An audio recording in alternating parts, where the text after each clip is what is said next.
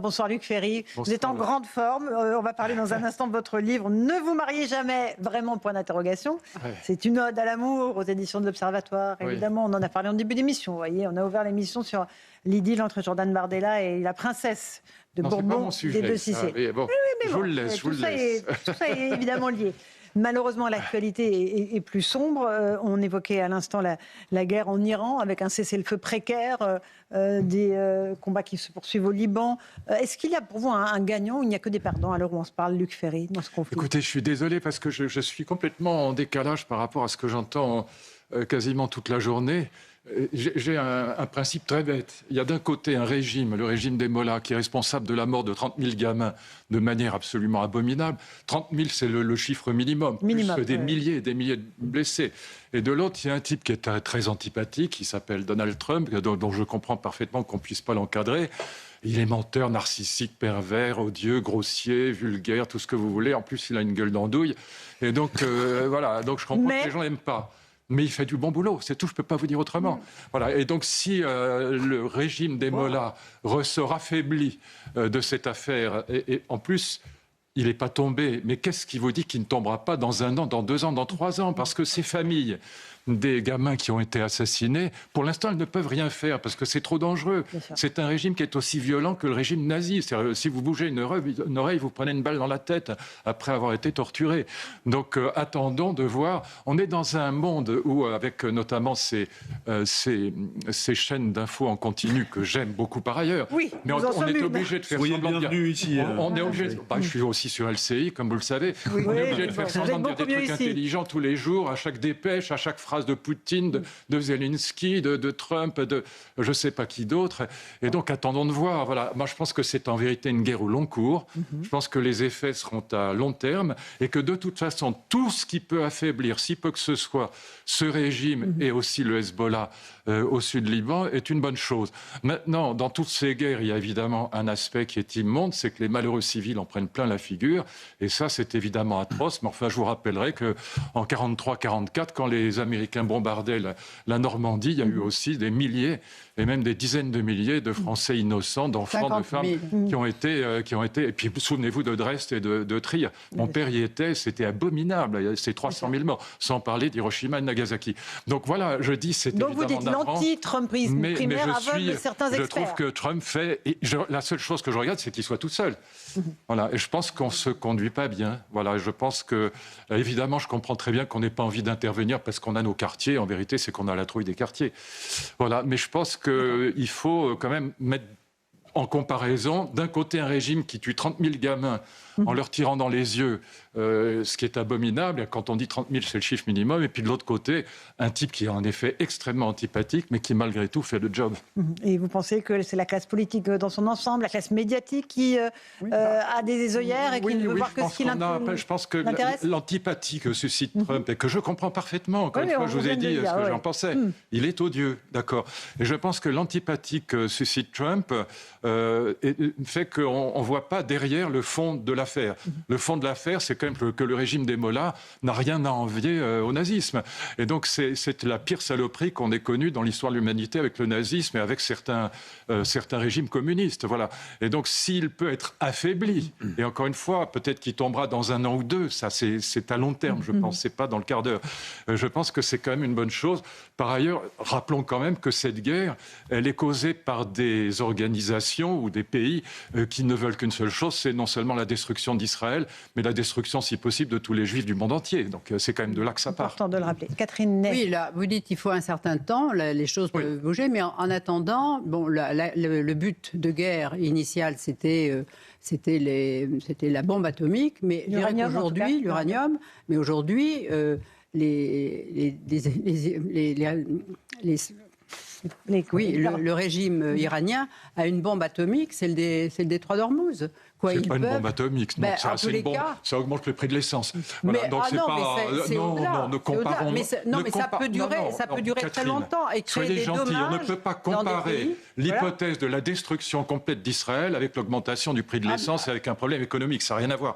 Donc ça n'a strictement aucun rapport pour moi. Et donc oui, il y a évidemment un problème économique qui est ce détroit d'Ormuz. Et ce que je regrette, moi j'ai passé il y a 2 mois, 3 jours sur le Charles de Gaulle, qui est vraiment un endroit incroyable, formidable. Et le pacha est quelqu'un d'extraordinaire. C'est quelqu'un de très intelligent, voilà, qui a le sens de l'État, qui a le sens de l'intérêt général. Ce que je regrette, c'est que notre porte-avions soit à 50 km de Saint-Tropez et pas là-bas. Voilà, c'est tout. Qu'est-ce que vous voulez que Mais qu'est-ce que vous voulez qu'on fasse? Que la France intervienne plus directement? La posture défensive d'Emmanuel Macron, vous ne comprenez pas? Toute l'Europe devrait intervenir plus directement là-bas. Et alors, le problème, évidemment, c'est que Trump est tellement antipathique que, comme il commence par casser la gueule à tout le monde, il nous met des droits de douane, il nous traite de tous les noms, et puis après, il demande si on ne pourrait pas l'aider. Ben, évidemment, ce n'est pas comme ça que ça marche. Et donc, je comprends parfaitement que... Et puis, en plus, on a nos quartiers. Bon, c'est ça, la vérité. Et donc, je comprends parfaitement que... on n'est pas Vous pensez réellement que le président français se dit qu'il peut y avoir des problèmes dans les quartiers si on intervient en Iran? Je pense que son intervention hier sur le Liban était inacceptable. Voilà. Non pas que je défende Netanyahou, qui est quelqu'un... je pense qu'il n'y aura jamais de paix tant que Netanyahou sera au pouvoir. Donc j'attends impatiemment qu'il soit dégagé. Des élections, voilà. Des élections et qu'il soit dégagé. Et donc néanmoins, dire que les frappes israéliennes sont sans discrimination, comme si Israël faisait exprès de bombarder les civils, c'est inacceptable, c'est scandaleux. Voilà. Et donc, c'est pas vrai, en plus. C'est complètement faux. Donc, voilà. Évidemment qu'il y a des civils qui sont tués dans ces guerres. Mais encore une fois, citez-moi une seule guerre où il n'y a pas eu des civils absolument innocents qui sont tués. Et vous savez, quand même, la Deuxième Guerre mondiale, c'est 60 millions de morts. Il n'y avait pas que des soldats. Il y a une question de Louis de Ragnel.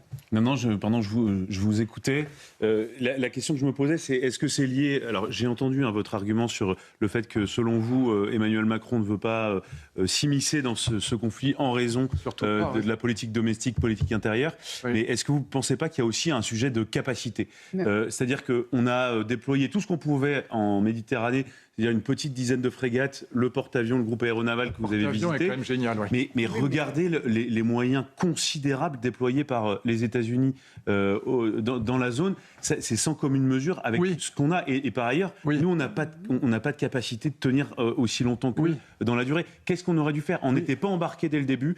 Donald Trump nous a pas dit à partir de demain je vais frapper. Voilà. Et il ne faut pas oublier une dernière chose, c'est que à la différence de plein d'autres armées, nous aussi on est une puissance dotée de l'arme nucléaire.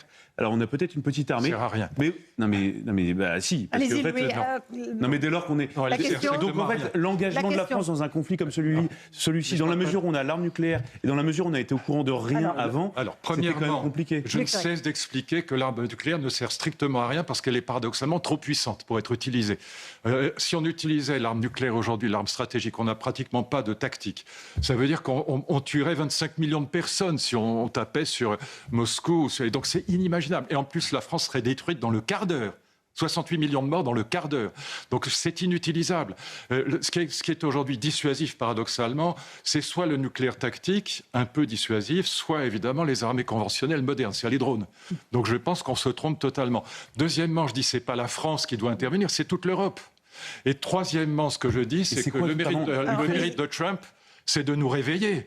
Parce que qu'est-ce qui nous montre le vieux Trump ?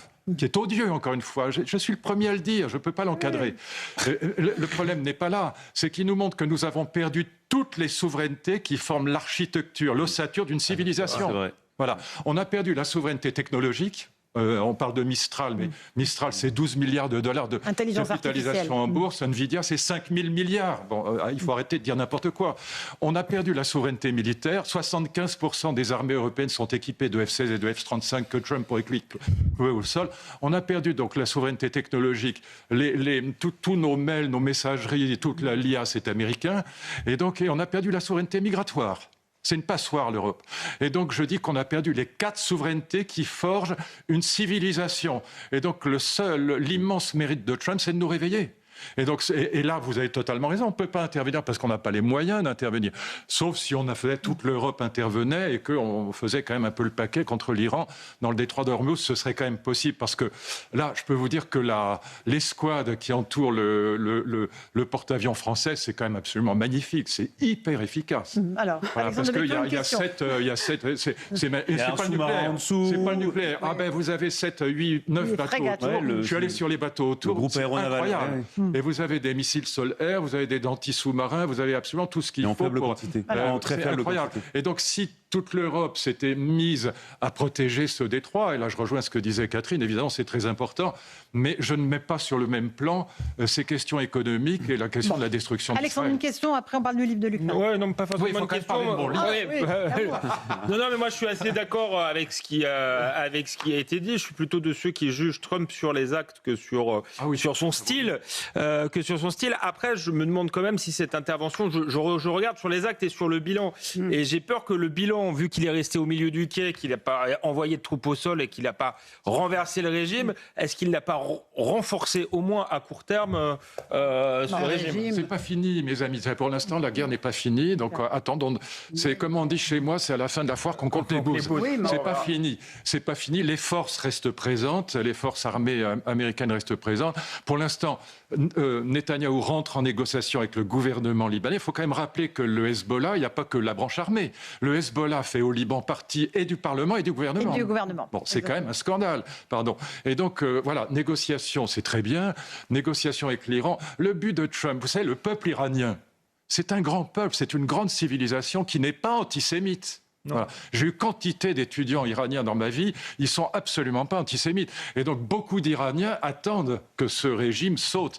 Voilà. Alors quand sautera-t-il ? Je n'en sais rien, personne n'a la boule de cristal. Mais attendre qu'il saute dans les 15 jours n'a aucun sens. Ça peut être dans 2 ans, parce que, encore une fois, les familles de ces gamins assassinés ne peuvent pas se révolter aujourd'hui, mais elles se révolteront un jour, j'en suis convaincu. En tout cas, c'est l'hypothèse. Mais la guerre n'est pas terminée. Attendons, encore une fois, Catherine, au moins un mois et demi avant de voir comment ça se soldera. Mais j'ai parfaitement conscience que je vous dis là quelque chose. Oui, mais encore une fois, je parle, la cause de la guerre, de ces guerres, c'est l'islamisme et c'est la volonté de détruire Israël. C'est ça la cause principale. Et deuxièmement, d'un côté, un régime qui bousille 30 000 gamins parce que ces jeunes gens veulent la liberté. Et de l'autre côté, vous avez un type qui est odieux, mais qui est quand même le patron d'une démocratie. Catherine. Oui, mais est-ce qu'avec sans envoyer des troupes au sol et simplement avec des B-52, il peut arriver à un résultat On verra. Le but, c'est de récupérer les 450 kilos d'uranium enrichi qui se baladent quelque part. On verra. Encore une fois, c'est à la fin de la foire qu'on compte les bouses. Je parle comme les paysans de mon enfance. Allez, Luc Ferry, ne vous mariez jamais vraiment.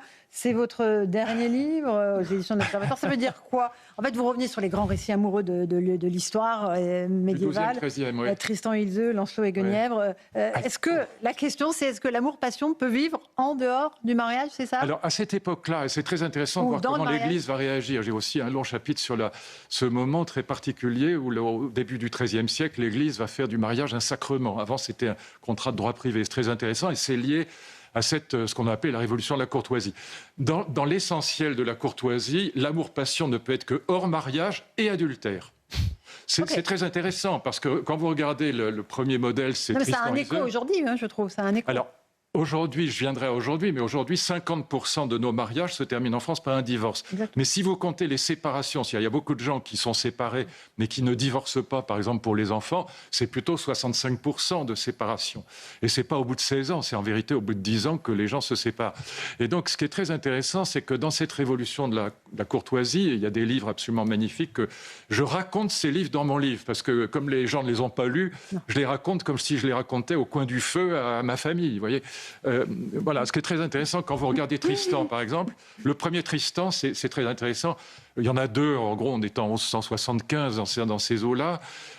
Non seulement l'amour-passion est adultère, mais Tristan trompe le roi Marc et son oncle, et qu'il adore. Et il n'arrête pas avec Isolde de mentir au roi Marc. C'est adultère et c'est hors mariage. Pourquoi ? Parce que le dieu amour est supérieur au roi, ils appellent ça le dieu amour dans la révolution de la courtoisie.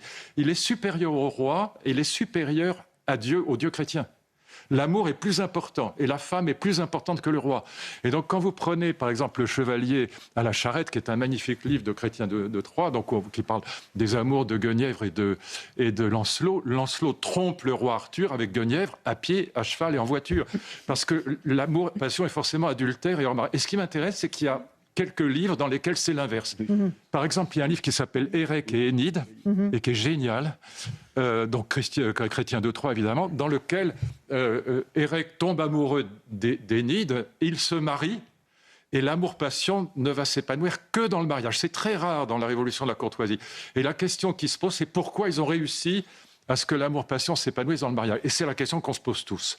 Moi, quand je parle avec mes amis qui sont mariés depuis 15 ans, 20 ans, ils me disent tous, sans exception. Ben non, l'amour-passion a disparu, on a transformé ça en amitié amoureuse, en tendresse, en complicité dans le meilleur des cas, en divorce dans beaucoup d'autres, mais l'amour-passion a disparu.